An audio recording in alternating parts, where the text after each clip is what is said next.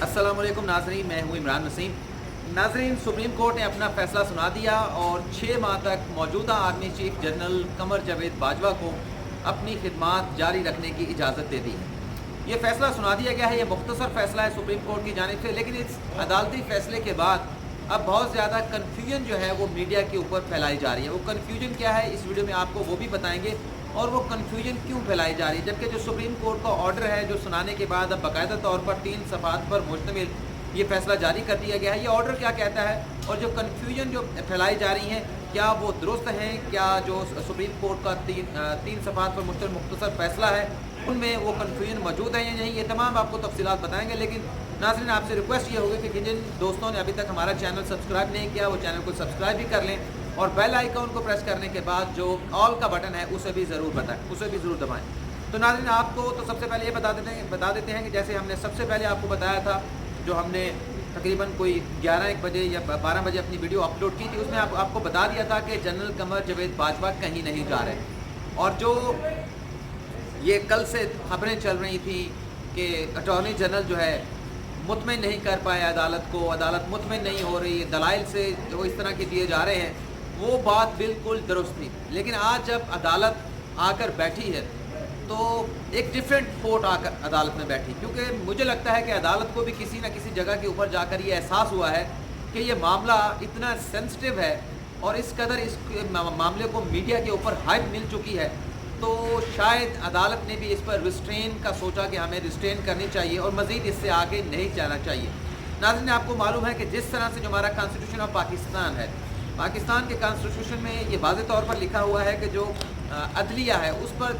तज़हीक नहीं की जा सकती, अदलिया की तज़लील नहीं की जा सकती। और आपको मालूम है कि जब इस तरह का इक़दाम किया जाता है तो अदालतें जो हैं फिर तौहीन अदालत का नोटिस लेती हैं। जो ये इक़दाम उठाता है, जो ये जुर्म करता है, उसके खिलाफ तौहीन अदालत की कार्रवाई की जाती है। इसी तरह से कॉन्स्टिट्यूशन के अंदर ये भी लिखा गया है कि पाक फ़ौज के ऊपर भी कोई किसी किस्म की ये तज़लील अमेज़ या तौहीन अमेज़ हमले नहीं किए जाते। आईन पाकिस्तान जो है वो पाक फ़ौज को भी मुकम्मल तहफ़्फ़ुज़ फराहम करता है। लेकिन ये पिछले 2 दिनों में जो हुआ वो आपने भी देखा, हमने भी यहाँ से रिपोर्ट किया। बड़ी खौफनाक किस्म की यहाँ पर सूरत हाल थी। जो भी आर्गूमेंट एडवांस होते थे, अदालत उसके बाद अपना एक नया सवाल जो है वो अटॉर्नी जनरल के सामने रख देती थी। इस वीडियो में बताएंगे आपको कि लेजिस्लेशन कैसे होगी, लेकिन उससे पहले आपको बता देते हैं जो 3 सफ़ात पर मुश्तमिल फ़ैसला जारी किया गया उसमें अदालत ने वाज़ेह तौर पर लिखा, जो मैंने आपको बात बताई है कि हो सकता है कि रात जाकर जब ये कल समाअत ख़त्म हुई अदालत ने रियलाइज़ किया हो कि अब हमें यहाँ पर रिस्ट्रेन करना चाहिए। और जो अदालती हुक्मनामा है वो ये कहता है कि इस मामले के ऊपर अब हम तहम्मुल का मुज़ाहरा कर रहे हैं, जुडिशल रिस्ट्रेन का मुज़ाहरा कर रहे हैं, और अदालत समझती है कि इस मामले को पार्लियामेंट पर छोड़ दिया जाए। कौन सा मामला? कि आया कि आर्मी चीफ जो होगा, जो पाक फ़ौज का सरबराह होगा, जो सफा सलार होगा, उसकी अपॉइंटमेंट कैसी होगी। उसकी अगर अपॉइंटमेंट होती है तो अगर री अपॉइंटमेंट का मामला आता है तो वो किस तरह से होगा, उसमें एक्सटेंशन किस तरह से होगी, और आर्मी चीफ की का जो टेन्योर होगा वो क्या होगा। इस हवाले से हम ये तमाम जो मामला है ये पार्लियामेंट के ऊपर छोड़ते हैं और पार्लियामेंट जो है इस हवाले से कानून साजी करे। और ये भी कहा गया है कि अटॉर्नी जनरल जो आज पेश हुए उनकी जानिब से एक नई समरी जो है वो पेश की गई और उसका हमने जायज़ा लिया। और अब ये जो नई अपॉइंटमेंट की है इन्होंने आर्मी चीफ की, जो कि 28 नवंबर आज से इफेक्टिव होगी, वो फेडरल गवर्नमेंट ने आर्टिकल 243 क्लॉज 4B के तहत की है। लेकिन अदालत ने कहा है कि आप इस हवाले से लेजिस्लेशन करें। जो आर्टिकल 243 जो है उसमें बहुत सारी बातें जो कि होनी चाहिए थे वो नहीं हैं, और जो आर्मी एक्ट है वो बहुत सारी एक्सटेंशन के हवाले से, री अपॉइंटमेंट के हवाले से, रिटायरमेंट के हवाले से ये खामोश है। इस हवाले से कानून साजी की जानी चाहिए। अच्छा, ये जो कानून साजी पार्लियामेंट में होनी है ये तो आपको हम बताएंगे कि किस तरह से होगी। इसमें एक और बात भी शामिल कर दी गई अदालती फैसले में कि सिर्फ आर्मी चीफ के हवाले से लेजिस्लेशन नहीं होगी, बल्कि जो आर्मी के दीगर 4 स्टार जनरल्स हैं उनकी रिटायरमेंट किस तरह से होगी, उन्हें एक्सटेंशन कैसे मिलेगी, उनकी री अपॉइंटमेंट कैसे होगी या अपॉइंटमेंट कैसे होगी, ये भी एक तरीक़ाकार जो है वो वज़ह किया जाएगा। कन्फ्यूजन जो है वो नाज़रीन ये फैलाई जा रही है कि अब हुकूमत को आइन में तरमीम करना होगी, जबकि जो अदालती ऑर्डर है, मैं ये मेरे दूसरे मोबाइल के ऊपर खुला हुआ है, ये बड़ा वाज़ेह है। इसमें जो आइन का आर्टिकल 243 है जिसके तहत सदर मुमलिकत जो है आर्मी चीफ की अपॉइंटमेंट करते हैं, उसमें तरमीम की बात नहीं की गई, बल्कि पार्लियामेंट एक्ट ऑफ पार्लियामेंट की बात की गई है कि पार्लियामेंट जो है वो एक कानून पास करे जिसके अंदर इस बात की वजाहत कर दी जाए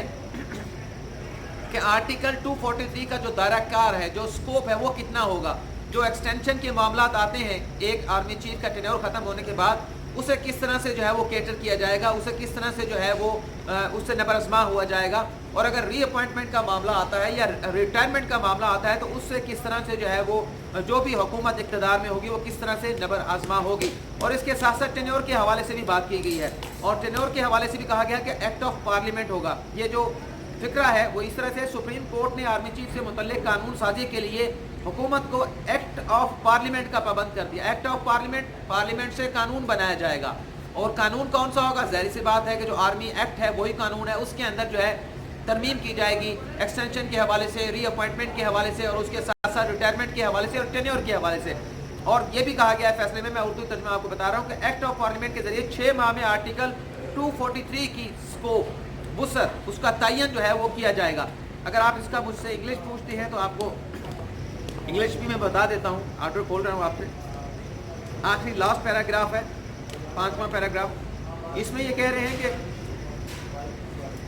while exercising judicial restraint, find it appropriate to leave the matter to the Parliament and federal government to clarify and specify the terms and conditions of the service of the Chief of Army Staff through Act of Parliament, and to clarify the scope of Article 243 of the Constitution in this regard.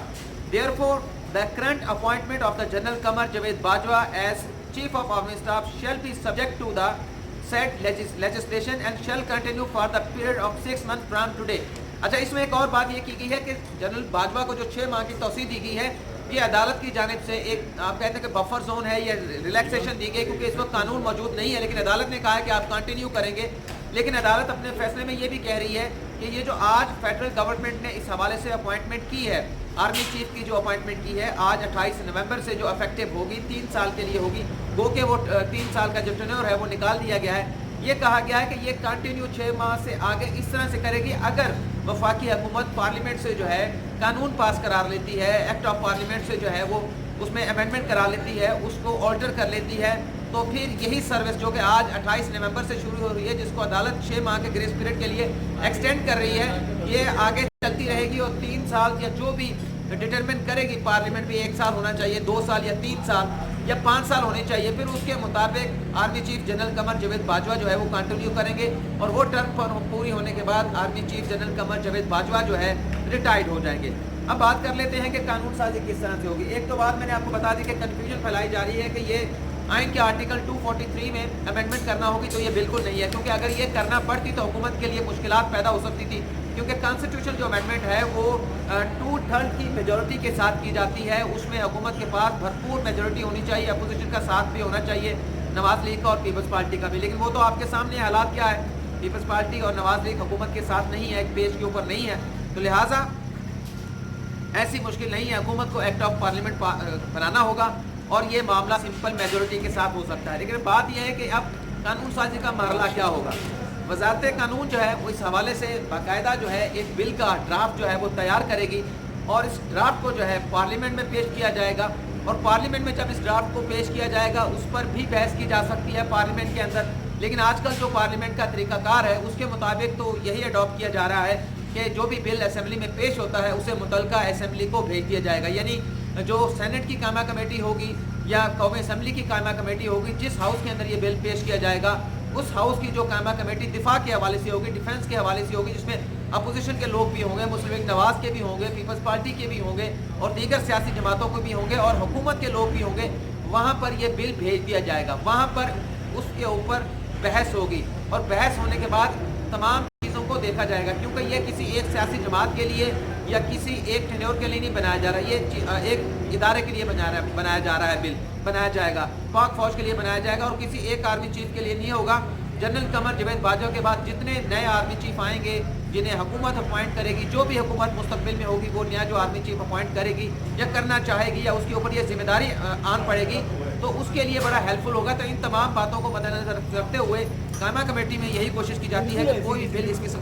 قسم کا جو ہے وہ اتفاق رائے سے پاس کیا جائے. لیکن اگر اتفاق رائے نہیں بھی ہوتا تو کیا اس پر ڈیڈ لاک پیدا ہوگا؟ تو ایسی کوئی صورتحال پیدا نہیں ہوتی. ظاہر سی بات ہے کہ حکومت کوشش کرے گی کہ یہ بل جو آرمی ایک منظم ادارہ ہے پاکستان کے اندر، ایک ڈسپلن فورس ہے اس میں تمام سیاسی جماعتوں کو ساتھ لے کر چلا جائے اور کوشش بھی کی جائے گی، لیکن اگر نہیں ہوتا تو حکومت کے پاس ایمپل میجورٹی موجود ہے، سمپل میجورٹی موجود ہے، اور سمپل میجورٹی کے ساتھ حکومت یہ بل پاس کر سکتی ہے اور 6 ماہ کے اندر یہ کام ہو جائے گا۔ لیکن اگر 6 ماہ کے اندر نہ بھی ہو تب بھی حکومت سپریم کورٹ میں آ سکتی ہے، سپریم کورٹ سے دوبارہ جو ہے وہ یہ کہا جا سکتا ہے کہ 6 ماہ کے اندر ہم یہ نہیں کر پائے، ہمارے لیے کچھ مشکلات درپیش ہیں، آپ اس وقت میں مزید اضافہ کر دیں۔ تو سپریم کورٹ ماضی میں بھی اس قسم کا جو ٹائم ہے وہ گرانٹ کرتی رہی ہے، تو اس میں بھی فیڈرل گورنمنٹ کو مزید وقت مل سکتا ہے۔ تو ناظرین، اس ویڈیو میں اتنا ہی، آپ سے اجازت چاہوں گا، اللہ حافظ۔